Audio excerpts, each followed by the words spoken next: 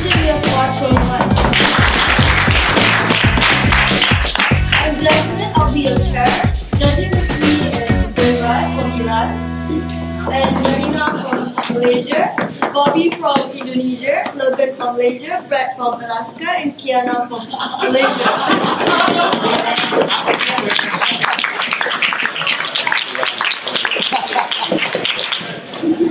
On the motion, this House believes that it is in China's interest to take a hardline stance against North Korea rather than continue to support it. We welcome the Prime Minister.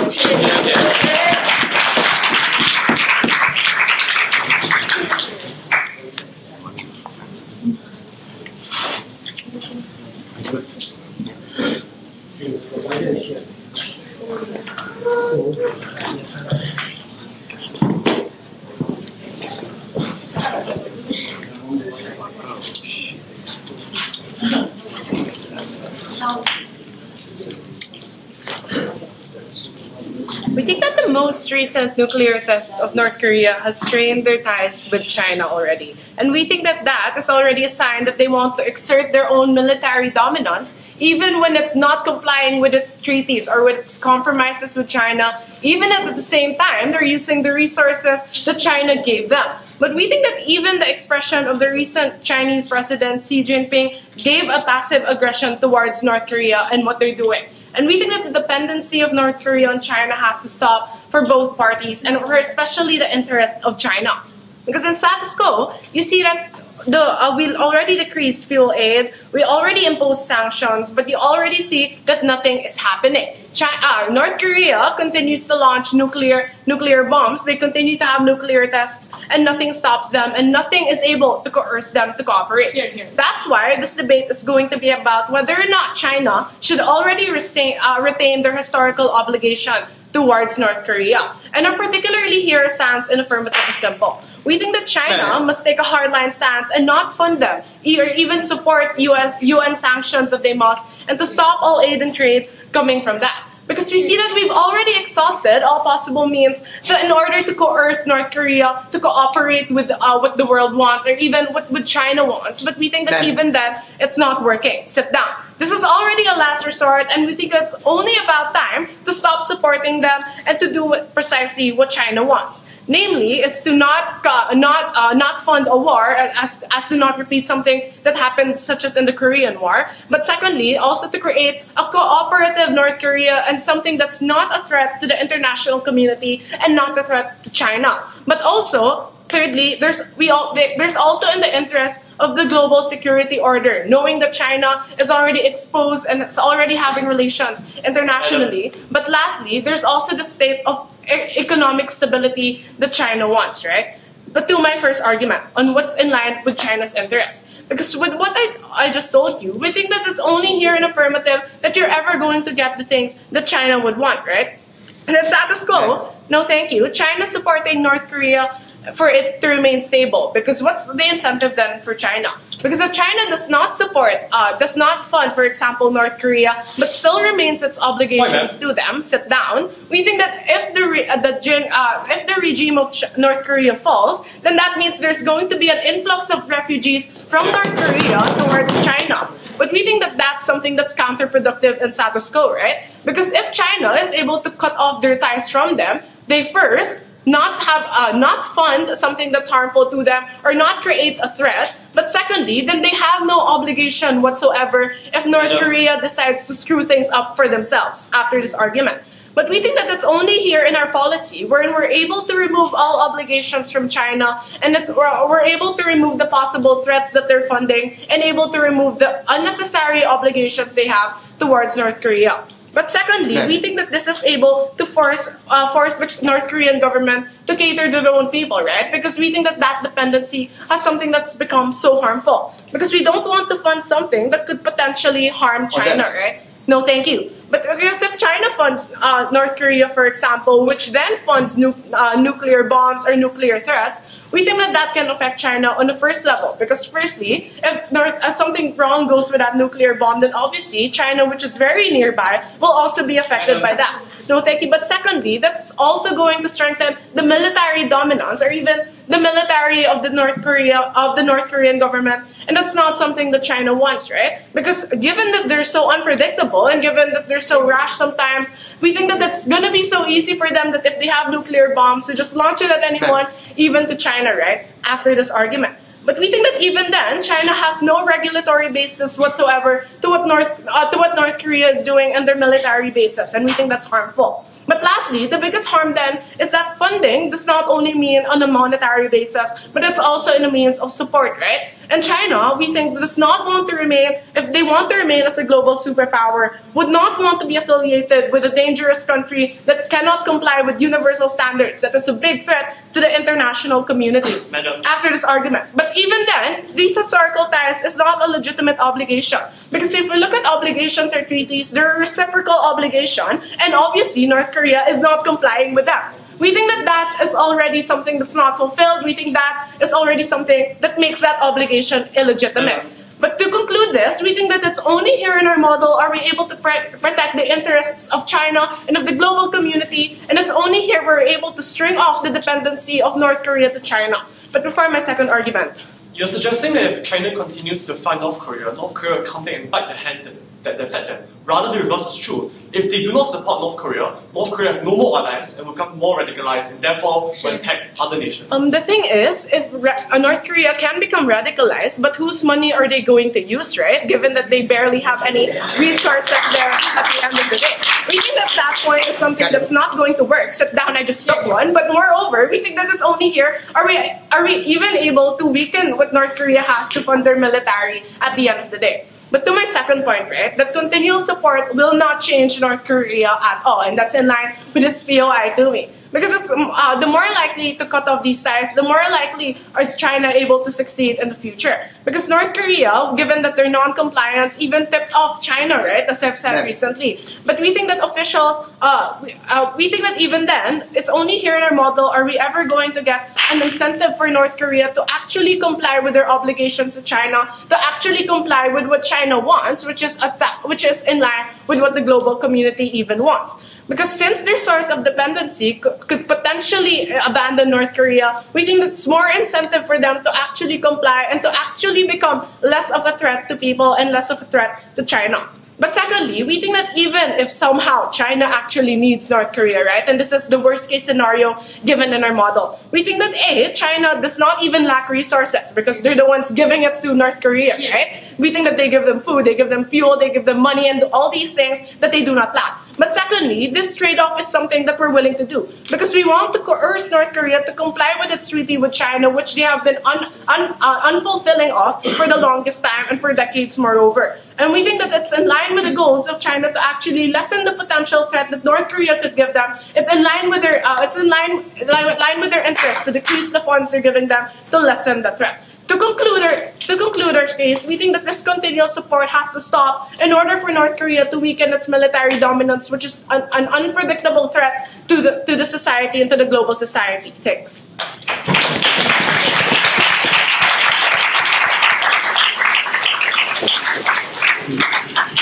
So, thanks to Prime Minister, Leader of Opposition, please.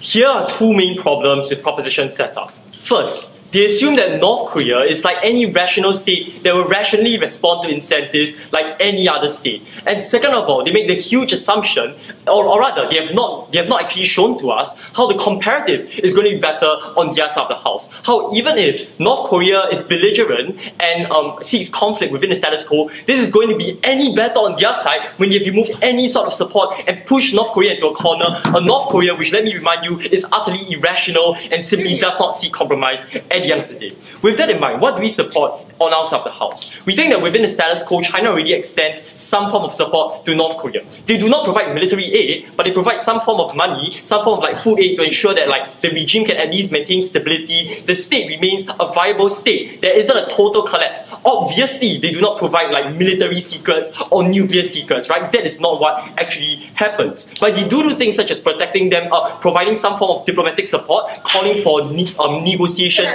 between both sides, acting as a reasonable mediator, maintaining slightly porous borders, not closing the borders entirely. These are the kinds of support that they are actually providing in this instance, not things like military secrets or whatever. Obviously, we are not providing any automatic support for any rational policy that North Korea puts forward. So obviously, it's not China's interest to support like nuclear weapons or to support them firing nuclear weapons at South Korea, right? Obviously, this is not what happens, but we do want to maintain a viable state in North Korea. It is in China's interest in this debate, and that's what the debate is about. 3 questions on their side of the house then. First of all, is there really no obligation to protect North Korea? They told us about how the historical precedent doesn't stand, right? And we perfectly agree. We don't really bother about any historical treaty in this instance. But let us remind you that the only reason that China, which was reluctant to get involved in the Korean War, got involved in the first place was because of very real geopolitical interests that remain especially relevant today, right? It needs a strong buffer state there in order to ensure that there's stability along the borders.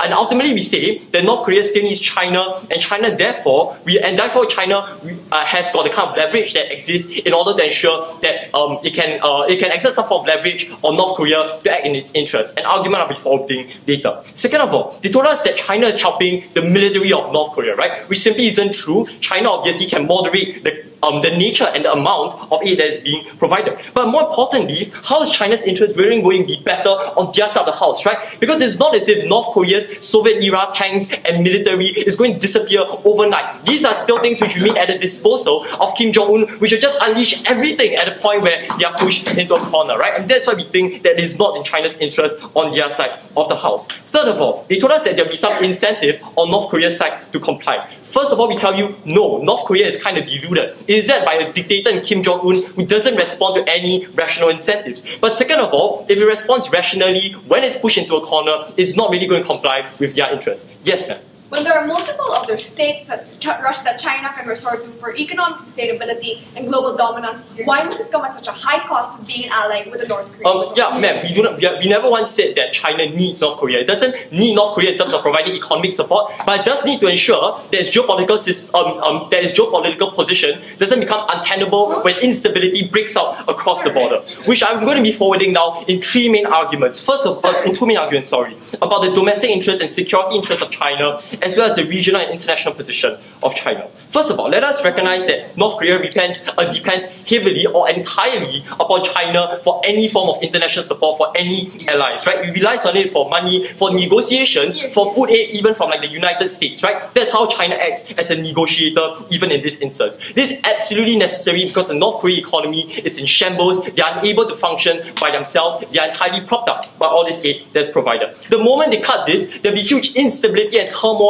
in North Korea, right? And that means that all the North Korean refugees that they very kindly talked about are going to flood across the border into China, rendering the entire Chinese border hugely unstable, having a huge cost onto China at the end of the day. We think that in a situation where China already has got instability in Xinjiang, in Tibet, where they have got a long and unstable border with Russia, where they are already facing hostile nations in the South China Sea, they cannot afford to open yet another front of instability on their border with North Korea, right? And that is why they say they need a buffer state to maintain that sort of stability. Even if, on their side of the house, China, through sheer military might, is able to exert some form of control and maintain order, this will come at a huge cost. You have to hugely militarize the border. You have to place a lot of troops there. You have to spend a lot of money there. And that is ultimately counterproductive to China's interest at the end of the day. Second argument about how it's going to harm regional and international geopolitics on their side of the house. Let us recognize that within this modern world, China needs a lot of leverage. It needs to remain relevant, especially specifically in the context of North Korea, in North Korean 6-party negotiations, right? It wants this leverage so that it will be able to get North Korea to have some compromises, where North Korea like wants food aid and turns to China for help in negotiations. It wants this when it's negotiating with the West. So it says, I can speak to Kim Jong-un for you, but please moderate your demands so that it will suit my interests, right? Obviously it doesn't say this, but that's how it acts within these negotiations. And therefore, when it maintains leverage, it then is able to remain relevant in any sort of negotiations, right? When it's able to speak to Kim Jong-un, when it hasn't cut ties entirely and shown itself to still be an ally of the nation, it remains relevant in all these talks, it remains a middle party in negotiations, it can forward interests both with North Korea as well as with the West. It maintains within the conflict in that way. At the point where their side becomes hardline, it is not as if the West is really going to tank it entirely, right? They simply lose its relevance entirely because the West now no longer needs to turn to it in order to negotiate with North Korea. And that is why this is hugely irrational on their side of the house. It's especially harmful because North Korea is so irrational and it needs as much information on what North Koreans might think and might do at any point in time, right? In a situation where it is the only country which is proxy to such information, it is especially valuable for China's interest in that instance. We also argue that in a world in which China is becoming increasingly dominant, it needs to maintain whatever credibility it can among its few allies which are remaining, right? And that is why we say it cannot ditch its allies anytime and suddenly turn away and become hardline. Because all the nations within like Southeast Asia are increasingly turning to the Western bloc already, and this is a situation where like the US is extending strong support for Korea, for Japan. In such a situation, at the point where China ditches North Korea entirely, no country is ever going to say, I want China as my ally, I want to speak to them, because they think that China might just ditch them at any point in time and might simply act only in its own interest. They'll turn away from it towards the Western bloc. This is not in China's interest. For all these reasons, I'm very proud to oppose.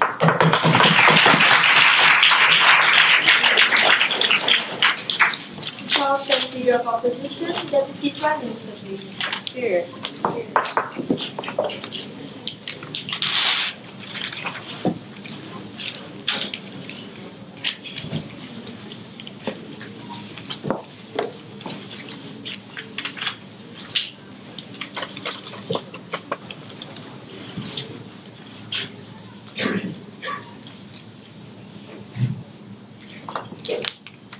There is no questioning that China is North Korea's most important ally, biggest trading partner, and main source of food, arms, and fuel. But the question that Woodrose posed from the very beginning was to ask if whether or not this is a bilateral reciprocal relationship between China and North Korea. Because unless there are other alternatives for China to maintain relevance and be economically sustainable, then we don't think it's such a harm for them to impose such stringent sanctions on North Korea. This will be the bulk of my argument, where I'll explain to you why, one, North Korea is easily replaceable as an asset, and secondly, there will still be an incentive for North Korea to agree to the demands of China. But before that, there are a couple of things I need to respond to. The biggest point we got from the previous speaker is that North Korea will become radicalized because they'll be extremely angry at China for doing that particular thing to them.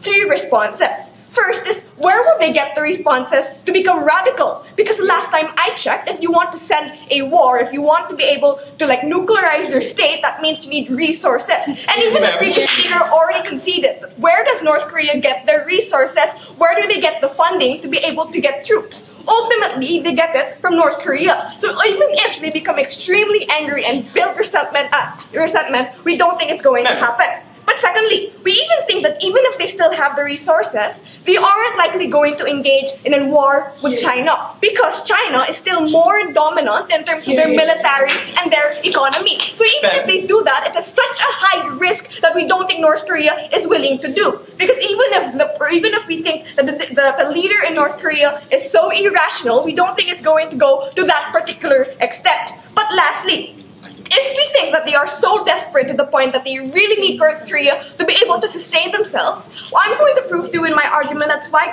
that's going to create an incentive for them to actually follow the demands of China. Second thing I want to respond to then is about the argument of losing relevance. I'm going to explain to you in my argument why North Korea is not the only proxy and why there's a better state for them, which includes Russia, BRIC states, which are also going against the United States. But before I move on to my substantives, yes. It is not as if we really provide North Korea any sort of meaningful help which levels the dominance and the military disparity. But on your side, once Kim Jong-un is pushed into a corner, you'll unleash everything because he thinks he can control the world.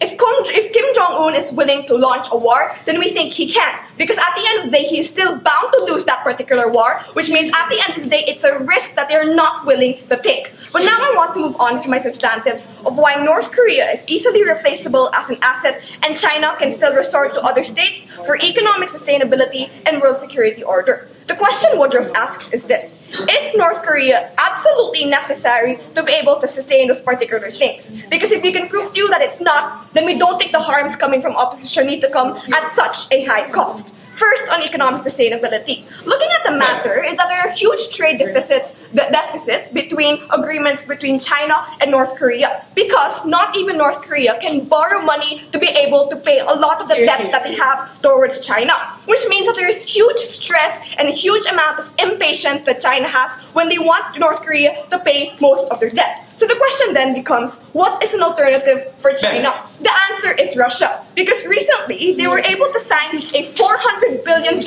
natural gas deal, which is already at such a good price compared to global costs, which means that even if we get rid of China as a form, we get rid of North Korea as a form of funding, there's still a huge and extravagant amount of funding that they can get from these other states. Ultimately, there might not be a long-term goal, but it's still a marriage of convenience which is beneficial for China. That's why we don't think that the harms coming from opposition is going to accrue. But the second thing we want to look at is, why will they still be able to establish world security order by demonizing the United States? And this is the response towards their argument. If you look at it, we think that remaining an ally of North Korea, under their perspective, is supposed to be a symbolic blow to the United States. But there are 4 levels of proof that will show you that there are still other states for that. Because one, they can still undercut the domination of the US dollar by agreeing with Russia in an international reserve currency instead of using the dollar, which means that they can resort to domestic currencies instead of having to rely on the US dollar.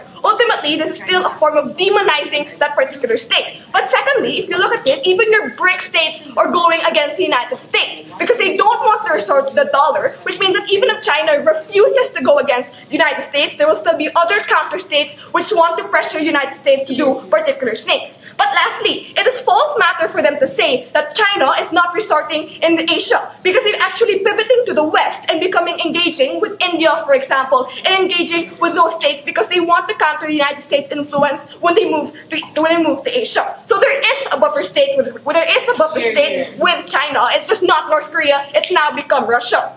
Second thing I want to prove to you in this debate is why there will be an incentive for North Korea to agree with the demands of China. Let us agree that they are so desperate to the point that majority of your resources and all of the funding you have comes from North Korea. Because the biggest rationale that we got from them is that Kim Jong-un is so irrational. We even beg the question, if you want to look at the interests of North Korea in maintaining global dominance, for example, and being secure in terms of their military, are they really willing to let go of China? We think the answer is no. Because without China, they have absolutely no ally. The West will not agree with them. Other states in Asia don't even want to recognize that it is a democratic state or recognize it as a legitimate state to which you can transact with. So ultimately, if we pressure North Korea to agree with the majority of the demands of China, for example, that they don't become a nuclear state, or that they side by the 6-party talks agreement, then we think that ultimately those are values and those are interests for China. So their entire argument of them becoming relevant, or their entire argument for making them radical,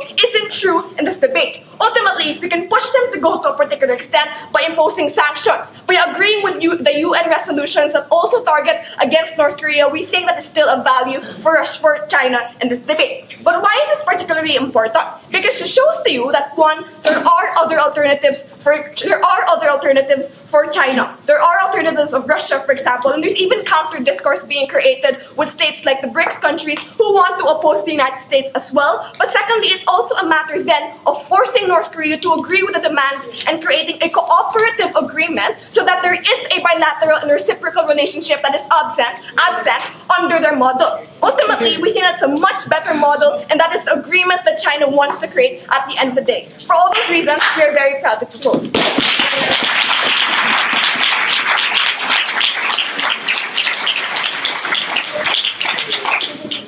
House thanks to Deputy Prime Minister, Deputy Leader of Opposition. Here.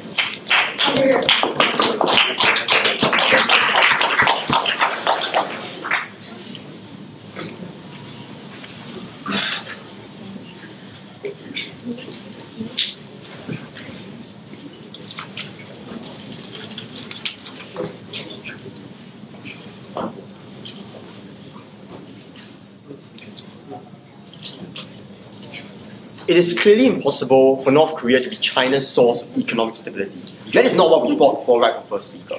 It is clearly impossible for us to say that North Korea is somehow the best state for China to be allies with.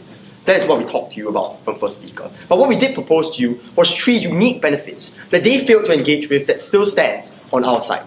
1. That China requires a buffer state that is unique within the region and therefore needs North Korea. 2nd, that China doesn't want a fallen North Korean regime. And 3rd, that it needs to protect its international standing, and North Korea plays a unique role in protecting this standing. Let me look at this systematically. First, the idea of a buffer state. What was their indirect response to this argument? Their indirect response was that Russia already exists as a buffer state.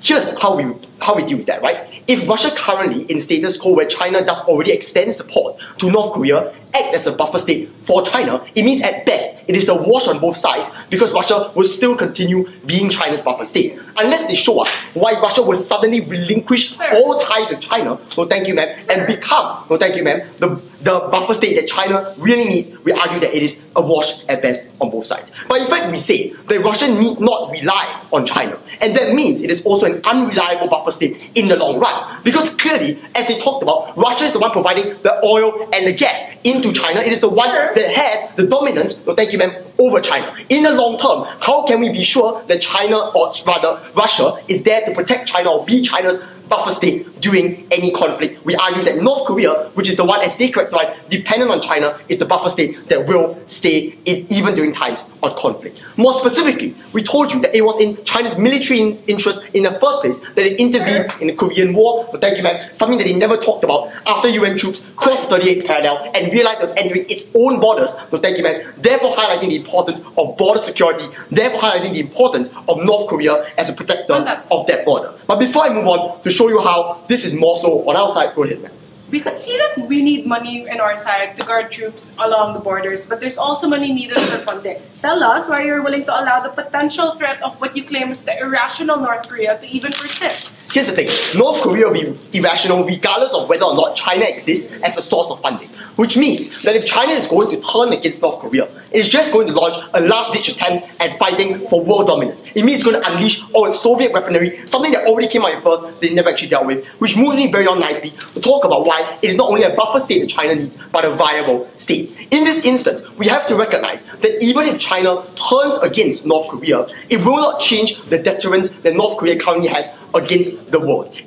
China's existence as North Korea's ally is the only means by which North Korea is willing to accept that maybe not everyone in the world is belligerent towards it, maybe not everyone in the world is turning against it, maybe there's some sort of hope, maybe there is some sort of sustainability. When you remove that source of hope, when you remove the only nation that is currently the ally of North Korea, that is when they will turn belligerent, that is when they will unleash all they have, and that is when the irrationality on their side is truly unpredictable because you don't have China as a mediating force and truly one that will unleash itself on the world. They told us that North Korea will not engage with China. This is just unpreventable. If a country across your border launches a war, clearly you will be affected and you will need to spend money to fight this war. We argue it's just impossible to say that North Korea will not affect China at all if it goes to war. But this moves me very nicely on, since I was talking about a viable state, to talk about preventing the fallen regime that exists in North Korea. And this is something forwarded very strongly in my first speaker about domestic interests that they never really dealt with. What was it? It was 2 key domestic interests. No, thank you, ma'am. First was border security, which I already talked about. But second, the idea of refugees flooding in. This is something mentioned in their first speaker, but they never actually analyzed it. They just threw out the idea of refugees.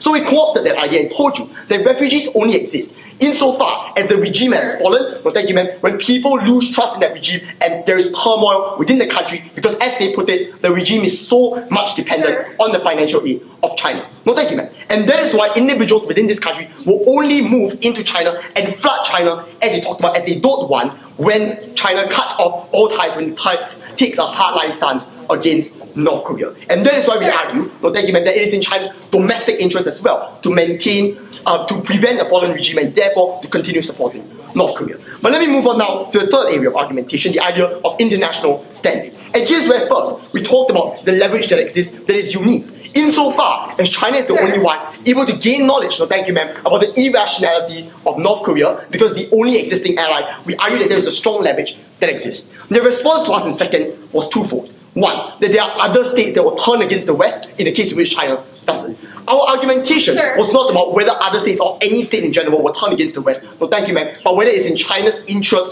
to do so. And I'll be furthering my positive matter in a moment why it is in China's interest to maintain a strong balance of power within the international community. But then we further rebut that, right? And tell you that it's fundamentally harmful if China is willing to step out and take a hardline stance against North Korea because it will be in the middle of nowhere. Because when Russia says, why are you siding with the West in six-party talks? That is the instance whereby Russia will turn against China. Russia will say, I do not want to be your ally. So that border state that they propose to us becomes even more unreliable. And yet the West will still have reservations over the communist state of China. And therefore what this means is that it leaves China between nowhere, not Russia, not USA. Its international standing will only be undermined on their side. The last idea we talked to you about was credibility. In an era where China has diminishing allies in the community, we argue that it's important to maintain credibility and not to chicken out of conflicts just because other people are pressuring them, just because people say North Korea is bad. But here's where I move on finally to the idea of how it's important for China to maintain a strong balance of power in the international community. It begins with a very simple premise, that international politics exists in a state of anarchy, right? Where weaker nations are often under the influence of larger hegemons and are unable to fight for their own interests. And this often is in the interest, therefore, of larger nations among these smaller nations to rise and form blocs to balance the power of existing hegemons, such as this US-Soviet bloc we saw and the Axis-Allied bloc that we saw, in order to maintain this balance of power and fight for their own interests. As admitted by both sides, there currently exists a huge Western dominance, especially one that is moving towards Asia, where we see USA's pivot to Asia as they brought up with military bases in Vietnam and the like. We argue that it's in the interest of China to now not easily cooperate with the United States, but instead to rise as a hegemon as an alternative to the United States, to act as a regional dominating force in Asia. We argue it's in China's interest to maintain this geopolitical standing, not as subservient or a partner of the United States, but as an alternative to fight for its own interests, so that its interests will not be co-opted by others. We argue that this is in the interest of China both domestically and internationally. We take today's speech.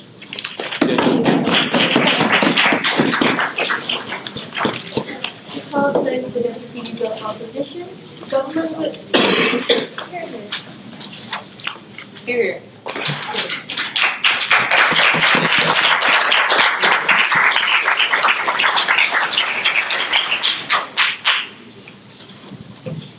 The harms that negative wants to give to us are highly mitigatable and can already be solved by our model. But before I move on to how exactly we're going to do that, I'm going to proceed to my first issue to already clarify this messy debate. How can we create a cooperative North Korea? Because what we told you is that the only thing that ties China back to North Korea is the historical and cultural ties that has created a false moral obligation. Because what they want to do is tell China that if ever we do have something, if ever we do face a problem, you have to be there for us. We think that that's an illegitimate kind of concession that already exists in status quo because it has to be a bilateral kind of mutual agreement. We think that North Korea is something that's mutually already irrational, which they already conceded to. If you look at it, it's actually North Korea that's highly dependent on China because it is their only major ally. But at the same time, it's North Korea that is irrational by enforcing fear on other kinds of nations. That's exactly why we want this model to happen. Because even if they tell us that North Korea will radicalize, we have four responses.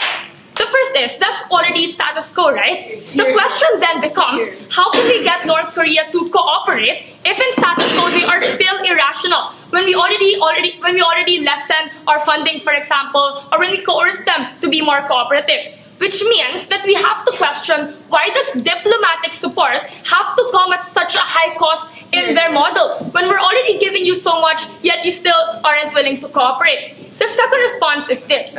What we told you is that North Korea is more likely to cooperate because they have no other ally, which opposition conceded to. Which means that they are more likely to cooperate because they are willing to have the incentive to gain back aid. Which means that even North Korea already recognizes that China is a viable ally because the world has already turned against North Korea when no one even has the trust to ensure that North Korea will eventually cooperate in the future. The third response is that even if they do radicalize, then we question to what extent will this radicalization actually have a cost. If you look at it, we told you that in order to be radical to begin with, you need to have an influx of resources. When obviously, North Korea is highly dependent on China, which means that if China will turn their back, then it's less likely for this to happen. But the best case scenario and the last response is that assuming that North Korea has all the resources in the world, we think that the trade-off is worth it. Because there is simply a short-term harm for a long-term benefit. This long-term benefit is what we argue to you about stability, when we want to ensure that North Korea will finally come back in line with the interests of the global world. This is Jasmine's argument to you when she tried to prove to you how the world already has an incentive to force North Korea to cooperate. No response coming from the past speaker. Upwip, please respond. To my second issue, how can we gain back this world global order, right? Because they tell us that it will be harmful for global politics. We told you it's unlikely. It's still the exception from the states that we're talking about. But if they argue to us that North Korea is the only buffer state that will stay, then we think that we already responded to this by saying that it's not true because we already have Russia. But even if Russia isn't viable, then we still think that we have BRIC states that have a mutual bilateral relationship. That differs the relationship between China and North Korea because it's simply North Korea that remains dependent and has no incentive to simply cooperate. But the second response is, even if this were true, we think it's principally incorrect to continue fueling an illegitimate cause of North Korea. If you look at it, North Korea is one that is highly dependent on China, but what China does is giving a tokenistic form of support. Because by continuing to fuel this kind of activism, we think it's actually harmful. Because then you give North Korea this kind of atmosphere to be complacent. Because now North Korea knows that, hey, China thinks that we are the only viable actor. Which means that it's more likely for North Korea to even continue radicalizing in their model because North Korea will appear as if they are highly reliable and they are already powerful. No. But the third response is that we think that North Korea will not agree in their model because even if you already cut down these ties, we told you how you create an atmosphere of complacency in their model because North Korea will continue to be complacent and will think that the harms are worth it anyway if China will continue to support them. But they tell us that China will lose international standing. We actually think the converse is going to happen. You'll gain that form of international standing because there's already a global support to even sanction North Korea to begin with, to continue lessening the kind of support that you give them. Which means that if China appears to be cooperative, then they'll gain that kind of international standing that the world will actually give them. Because now you want to appear cooperative from the point of view of China. Which means that to conclude this issue, we already told you that China has an interest to appear cooperative in the international scene. Which means that our model is already in line with the standard that even opposition gave us. To my third issue, are the costs that China will face, assuming that their model is true, worth it anyway? Because they tell us that China has to spend a lot of money, to protect these borders and whatnot. But we question, is the gravity of that harm even to the extent that it will harm China? Because China already has an influx of money, they already have the BRIC states which will constantly back them up, which means that even the money that China has to spend is but a minute harm that they are willing to do. Because even assuming that they will spend a lot of money, we think it's still in line with China's interest to reassert their global military dominance. We are willing to lose Korea, right? Because we told you that there are other alternatives, such as Russia. But even if they say that Russia isn't a viable actor, we still think that China in themselves are independent enough to have the resources to cater to their own citizens.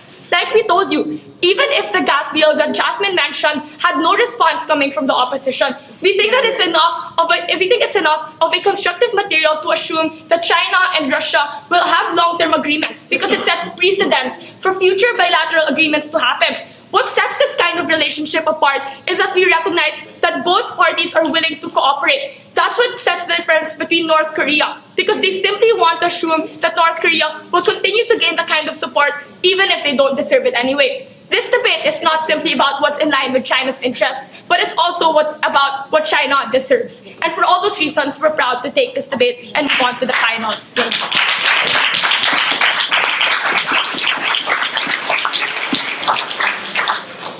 Now starts the government with opposition with.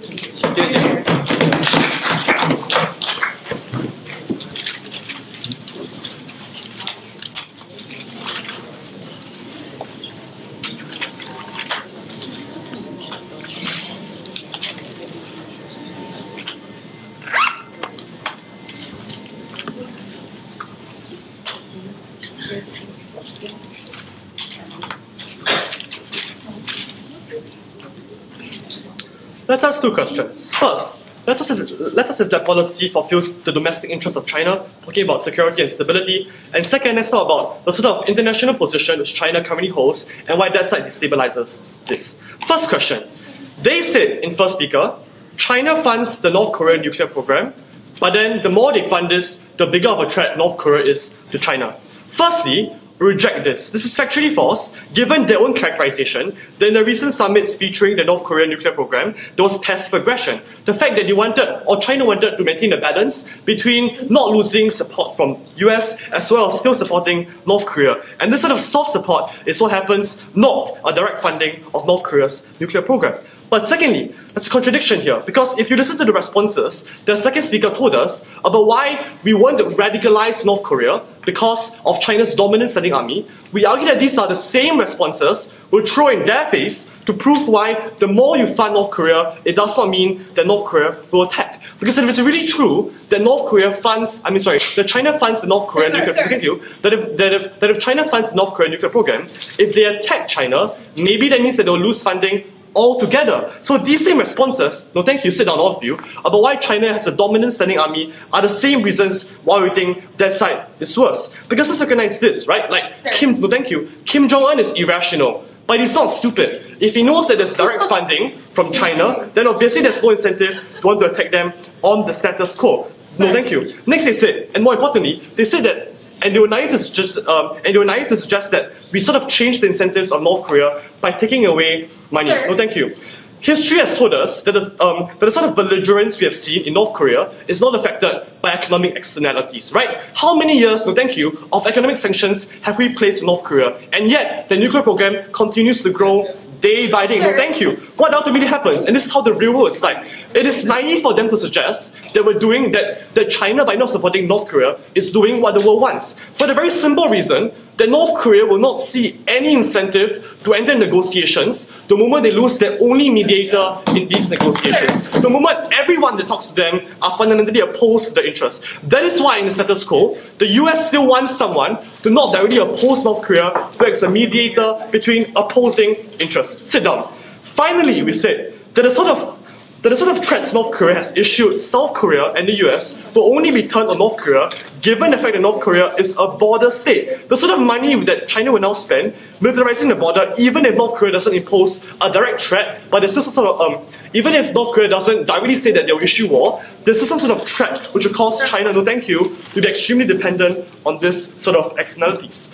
Finally, we told you about refugees, right? The fact that the moment North Korea loses China's support, it is no longer a viable state, it will lose hold of refugees, and therefore the sort of refugees that will be flooding into China, no thank you, it's an extremely immense economic burden. But more importantly, and here's where we don't really understand this part about bilateral relations, because we're talking about the second biggest economy in the world, and it's not as if it spends large amounts of money funding North Korea, no thank you, funding North Korea's nuclear program. And given that this is one of the biggest economies in the world, we don't see the sort of economic cost that causes them to suggest that these relations are tilted to one side. Because guys, they're not. We told you that China was not dependent on North Korea for economic support, but it was for political support. Which leads me very nicely on to my second question. Before I move on, yes. Can you be the first person in your bench to engage in a context and tell us what's your solution to an uncooperative North Korea, given that measures and status quo? Here's the problem in this debate, right? We don't care if North Korea is belligerent. We only care insofar as it is in China's interest. Because this debate is about China's interest. We told you why fundamentally, given their own responses, that China is a dominant army, we don't see how North Korea will attack China in any sort of way. We told you a few things that we don't think were about that, right? We told you how the objective of China was to exert political presence over East Asia for two reasons. Firstly, because in order to lobby their interests, they need to act as a mediator with North Korea. That is why they want to remain a balance of power, opposing the Western Bloc. But they lose this relevance the moment they lose their only ally, one of their only allies, thank you, within Asia. And secondly, because they don't want to seem as they are hypocritical. The fact that they want to lose one of their allies means that they will threaten other friendships in East Asia. Then they said, oh, but these are historical obligations that are not important.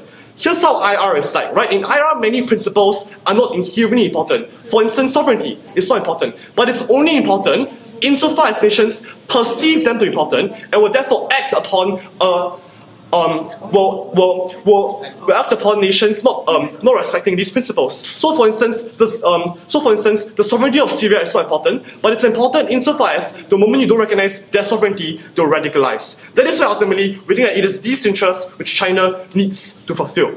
Finally, they said that somehow they can depend on Soviet Russia. The example given was the $400 billion pipe deal between Russia and China. And I know this, right? The reason, right, and the only reason why that pipe deal was signed was because Russia wished to demonstrate to the West that the sort of sanctions they were imposing from the Syrian issue and from the Afghanistan issue was simply ineffective. And that is why they could demonstrate this with any other ally. It just so happened to be China. But more importantly, this doesn't understand history.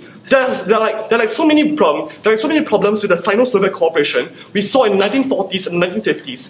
Given the fact that China wanted to assume communist leadership, wanted to be the forefront of the sort of communist ideologies within Asia, but at the same time, they risked transforming the original conception of communism which Stalin gave them. And it is this conflict between communist leadership that has caused their relations to ultimately crumble. That is why the sort of political position which North Korea can give them is unique, and Soviet Russia is just the last example that I'll use.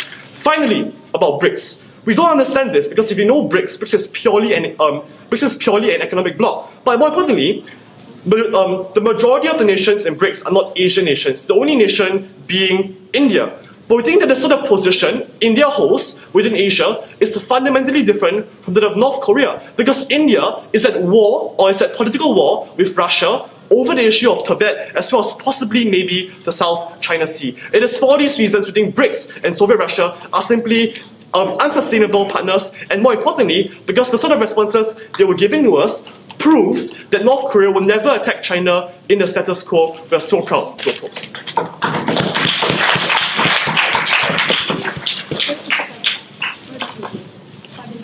This was opposition with, and welcomes opposition reply.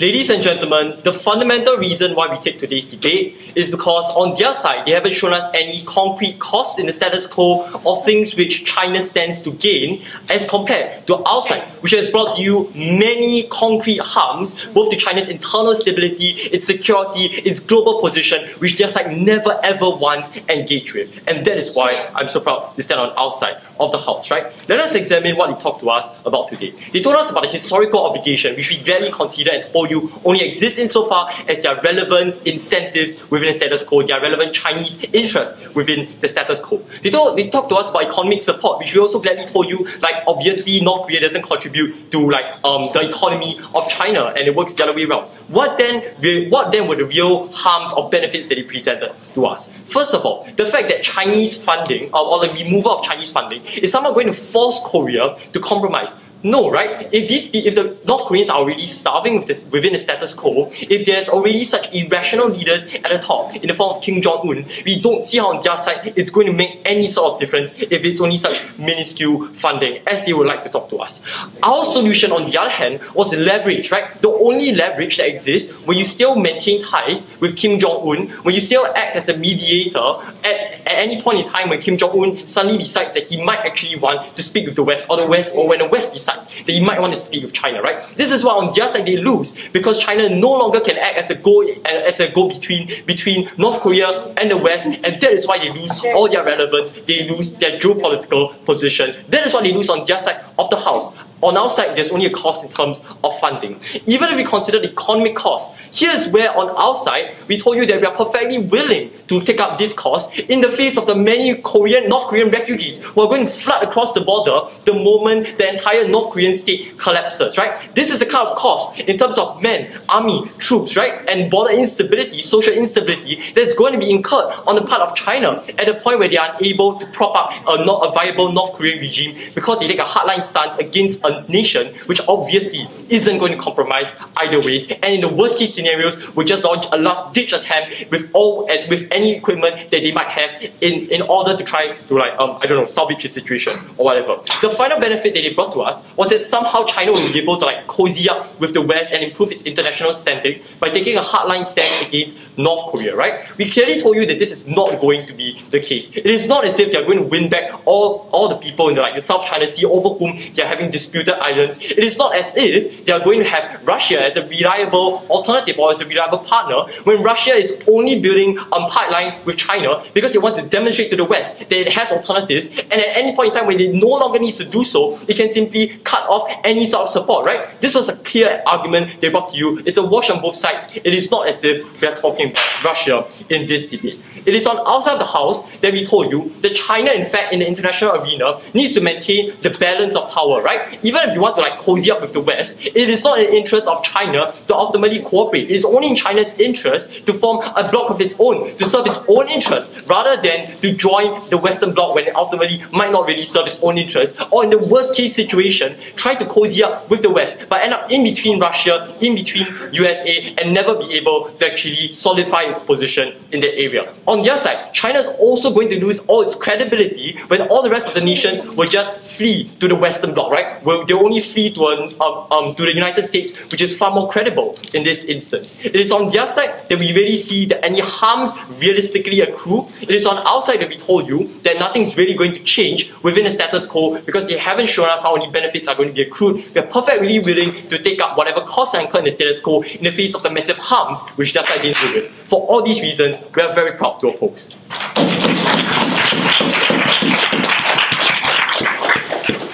House Sense Opposition reply, government reply.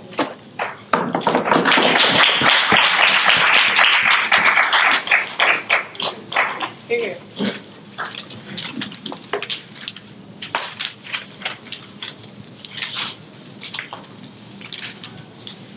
Guangzhou does not deserve to move to the finals. 4 reasons why. The first is because they wanted to debate this in a vacuum. We heard from the Prime Minister that it's only a debate within the domestic sphere of China and its interests and does not relate with other international relationships that China must have. But we believe that China's relationship with North Korea must be viewed relative to the benefits and harms that it also has with other states. Because our strategy from the beginning was to tell you that the benefits of its relationship with North Korea are substitutable, but the harms are not mitigable. They were never able to address that. It's particularly important because both sides agree that North Korea isn't the only ally of China. There exists a functional relationship with China, with Russia, and even an arrangement within the BRIC countries as well to demonize the United States. Which means that if they are debating in a vacuum, they were not able to nuance their arguments and they're not engaging with the proposal we gave to you coming from the Prime Minister. The second reason why they deserve to lose this debate is because they were only defending status quo and never told you why it's getting better. On the first level, they told us that you're only going to radicalize North Korea if we proceed with the sanctions that we're going to impose to them. But Mr. Chair, that's status quo. We are, even regardless of the sanctions that we place to them by the United Nations, or regardless of the demands that China is making, North Korea continues to become radical. So we don't understand what they're doing to change that. But secondly, if you look at it, they were also never able to tell you why North Korea can still become radical with the absence of your capacity and your support from China. They conceded that North Korea relies heavily on China for most of their funding and most of the resources. Which means that even if they attempt to launch a war, that war will not be sustainable and they will most likely lose it. The third reason why they're going to lose this debate is because they believe that it's such a value for China to even be a mediator with North Korea. 4 levels. First, let us assume that they will eventually reconcile. China can still become the mediator with North Korea because there will still be historical ties present. This is what my Prime Minister told you. But secondly, even assuming that they don't reconcile, why then do you need to be the mediator if they're not likely going to cooperate with you anyways? We think it's very possible for China then to abandon North Korea as an ally because there are no benefits anyway and they aren't cooperating. But thirdly, they told you that it's such a value because they need to remain political standing. But Mr. Chair, I am quite sure that if China no longer supports North Korea, majority of the entire world is going to support you. Because hello, they also don't like North Korea as well. Which means you can expect your state to gain political standing and the political political backing of other states as well. But lastly, and this is particularly about the new matter that came from the last two speakers on opposition bench, they told you that it's unlikely because there's still long-term differences. But ultimately, we think that even if that is in the long term, the priority now is what can China get, because that's still an interest to them on the short term. More often than not, looking at history, China wants to prioritize short-term benefits over what is happening in the long term. So even assuming that it is within China's interest, they are not able to adjust that. But lastly, they also deserve to lose this debate because they were only giving you fringe points. The only standing argument then coming from opposition is this point about refugees and how China will feed resentment because they don't want to accept any refugees as well. So the simple response we give you is that China doesn't need to accept those refugees, which is, by the way, precisely what Australia is doing to reject refugees from Syria, to reject the refugees from the Middle East. So ultimately, we don't understand why it's such huge harm coming from their model. Ultimately, Chong only defended it from the best case scenario, and they were never able to address the possibilities that could happen if we impose stricter sanctions. Ultimately, we don't think they deserve to go to the finals. You can watch us win the championship. Thanks.